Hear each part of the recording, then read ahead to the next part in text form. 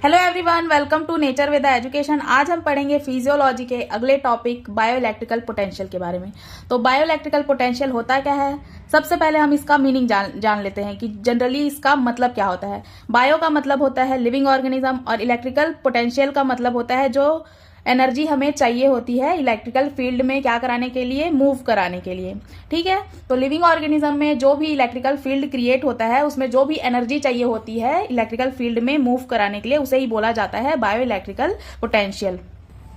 हमारी बॉडी में जितने भी फंक्शंस होते हैं जैसे कि हार्ट बीट होता है, ब्रेन की जो एक्टिविटी होती है, मसल्स की एक्टिविटी होती है, इन सब को कंडक्ट करने के लिए और इन सब के अच्छे फंक्शनिंग के लिए क्या करता है, जो हमारा बॉडी है वो क्या करता है, खुद का ओन मॉनिटरिंग सिग्नल क्या करता है, जनरेट करता है, जो कि यूजफुल इंफॉर्मेशन कंटेन करके रखता है और क्या करता है, एक न्यूरॉन से दूसरे न्यूरॉन में ट्रांसफर करने का काम करता है। इसी को ही हम बोलते हैं bio electrical potential. Bio electrical potential को दो लोगों ने खोजा था, जिसमें पहला है इटालियन प्रोफेसर जो है ल्यूगी गैल्वेनी, जिन्होंने 1786 में इलेक्ट्रिसिटी को किसमें पाया था, मसल्स में, वो भी किसके, फ्रॉग के लेग में। ठीक है, अब जो सेकंड फाउंडर है वो कौन है, डच के जो फिजिशियन है विलियम इथोवेन। उन्होंने क्या किया था, ह्यूमन बीइंग में ये पाया था 1903 में। अब देख लेते हैं कि बायो इलेक्ट्रिकल पोटेंशियल का डेफिनेशन क्या है। Bio electrical potential are the difference in electrical potential between inside and outside of the cell typically measured in millivolts। जो बायो इलेक्ट्रिकल पोटेंशियल है वो क्या है, सेल के इनसाइड और आउटसाइड में जो भी डिफरेंस होता है इलेक्ट्रिकल पोटेंशियल में उसे ही हम क्या बोलते हैं, बायो इलेक्ट्रिकल पोटेंशियल बोलते हैं। और इसे मेजर करने के लिए हम मिलीवोल्ट का यूज करते हैं और इसके लिए जो भी डिवाइस यूज करते हैं जैसे कि ईसीजी, ईईजी, इन सब से अब क्या हम बायो इलेक्ट्रिकल पोटेंशियल को मेजर कर सकते हैं। जो बायो इलेक्ट्रिकल पोटेंशियल होता है उसके मेनली 3 टाइप होते हैं। पहला रेस्टिंग पोटेंशियल, दूसरा है इसमें हमारा एक्शन पोटेंशियल और तीसरा है हमारा साइनेप्टिक पोटेंशियल। तो जो रेस्टिंग पोटेंशियल है स्टेबल इलेक्ट्रिकल पोटेंशियल कंडीशन में होते हैं, इसलिए इसे रेस्टिंग पोटेंशियल कहते हैं। इस कंडीशन में जो हमारे इलेक्ट्रिकल पोटेंशियल, जो न्यूरॉन्स होते हैं, जो हमारे सेल्स में जो न्यूरॉन्स प्रेजेंट होते हैं और जितने भी सराउंडिंग सेल्स होते हैं वो सब क्या होते हैं, इस कंडीशन में सभी रेस्टिंग पीरियड में होते हैं या फिर नॉट स्टिमुलेटेड कंडीशन में होते हैं। रेस्टिंग पोटेंशियल में जो हमारा रेस्टिंग मेम्ब्रेन पोटेंशियल का जो वोल्ट होता है वो होता है -70 मिली वोल्ट, जिसका मतलब क्या होता है, जो हमारे सेल्स के इनसाइड जो सेल होता है उसमें न्यूरॉन्स में क्या होता है 70 मिली वोल्ट होता है, जो कि आउटसाइड से कम होता है।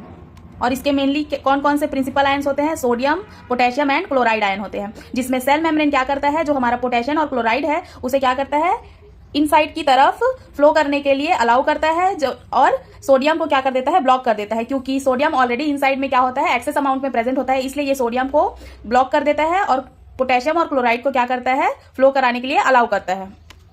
इसलिए रेस्टिंग पोटेंशियल में क्या होता है, सेल के इनसाइड में क्या होता है, नेगेटिव चार्ज शो करता है और आउटसाइड में क्या करता है, पॉजिटिव चार्ज शो करता है।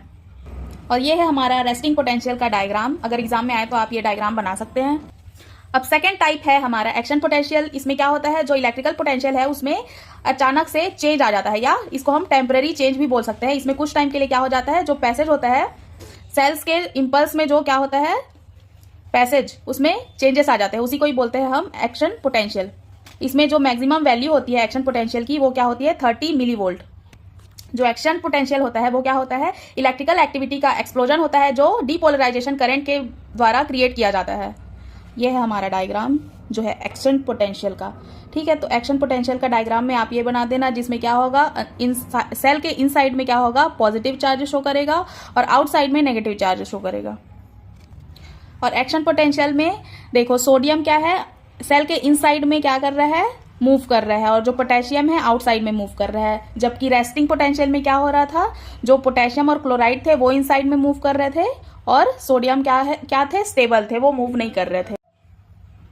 अब एक बार हम इसको ग्राफ के मदद से समझ लेते हैं। हम सबसे पहले एक ग्राफ बनाएंगे जिसमें क्या है, नीचे की तरफ हम टाइम को शो करेंगे और ऊपर की तरफ हम इस लाइन में क्या करेंगे, मेम्ब्रेन का पोटेंशियल दिखाएंगे, जिसमें हम क्या करेंगे, जो भी मेजरमेंट, जो भी वैल्यू आएगी उसको मिनी वोल्ट में हम यहाँ पे शो करेंगे। जब हमारे सेल्स क्या होंगे, रेस्टिंग कंडीशन में होंगे, तब क्या होगा, ग्राफ सबसे नीचे यहाँ से स्टार्ट होगा और इसका वैल्यू कितना होगा, -70। और जब भी इसमें क्या होगा, चेंजेस आएगा, मतलब कि जब सोडियम पोटेशियम के काउंट में क्या होगा, चेंजेस आएगा या कोई भी डिस्टर्बेंस आएगी तो क्या होगा, ये डीपोलराइजेशन की तरफ जाएगा। फिर उसके बाद में क्या करेगा, एक्शन पोटेंशियल होगा। मतलब कि ये क्या करेंगे, इन दोनों में जब चेंज आएगा तो वो क्या करेंगे, वापिस से नॉर्मल कंडीशन में जाने के लिए एक्शन पोटेंशियल करेंगे। उसके बाद में क्या होगा, फिर से रीपोलराइजेशन होगा। मतलब कि एक्शन पोटेंशियल करने के बाद में जब ये फिर से रेस्टिंग कंडीशन में आएंगे तो उसे ही क्या बोलेंगे हम, रीपोलराइजेशन। अब रीपोलराइजेशन के बाद जब हमारे न्यूरॉन्स की एक्टिविटी उस कंडीशन में चली जाएगी जब ये वैल्यू क्या हो जाएगी, ज्यादा नेगेटिव आएगी, मतलब -70 से भी अगर कम आता है तो उसे ही हम क्या बोलेंगे, हाइपर पोलराइजेशन। अब उसके बाद में जब ये फिर से रेस्टिंग पोजीशन में जाएगा, रेस्टिंग फेज में जाएगा, तो फिर ये क्या हो जाएगा, वापिस से इसको हम क्या बोलेंगे, स्टिमुलेटेड या फिर नॉन स्टिमुलेटेड या फिर रेस्टिंग पोटेंशियल बोलते हैं। अब थर्ड एंड लास्ट है हमारा साइनेप्टिक पोटेंशियल। तो जो साइनेप्टिक पोटेंशियल होता है ये क्या होता है, इलेक्ट्रिकल पोटेंशियल में कुछ डिफरेंस आ जाता है, जो किसकी वजह से आते हैं, जब हमारे एक न्यूरॉन दूसरे न्यूरॉन से क्या करते हैं, सिग्नल रिसीव करते हैं, उस टाइम पे जो चेंजेस आते हैं इलेक्ट्रिकल पोटेंशियल में उसे ही बोला जाता है साइनेप्टिक पोटेंशियल। ये है हमारे सेल्स। अब इसको क्या बोलेंगे हम, एक्सॉन टर्मिनल, और ये है न्यूरोट्रांसमीटर रिसेप्टर। यहां से क्या होगा, न्यूरॉन्स क्या करेंगे, मैसेज या इंपल्स भेजेंगे। उसके बाद क्या है, ये न्यूरोट्रांसमीटर, ये पैसेज है जहां से क्या हो रहा है, इंपल्स ट्रांसमिट हो रहा है। अब ये क्या है, न्यूरोट्रांसमीटर रिसेप्टर क्या करेंगे, इस इंपल्स को क्या करेंगे, रिसेप्टर की तरह क्या करेंगे, इसको एक्सेप्ट करेंगे और उसके बाद में जो भी एक्शन होगा उसे परफॉर्म करेंगे। जो ये एक्सॉन टर्मिनल है, इस वाले स्टेज को हम क्या बोलेंगे, प्री साइनेप्टिक न्यूरॉन। अब इसके इन दोनों न्यूरॉन के बीच में जो गैप आएगा उसे बोलते हैं हम साइनेप्टिक गैप। अब लास्ट वाला जो है इसे बोलेंगे हम पोस्ट साइनेप्टिक न्यूरॉन। तो ये था हमारा साइनेप्टिक पोटेंशियल। अब यहाँ पे हमारा जो बायो इलेक्ट्रिकल पोटेंशियल टॉपिक है ये हो जाता है कंप्लीट। अगर वीडियो अच्छी लगी हो और हेल्पफुल रही हो तो वीडियो को लाइक, शेयर एंड सब्सक्राइब जरूर करें। Thanks for watching.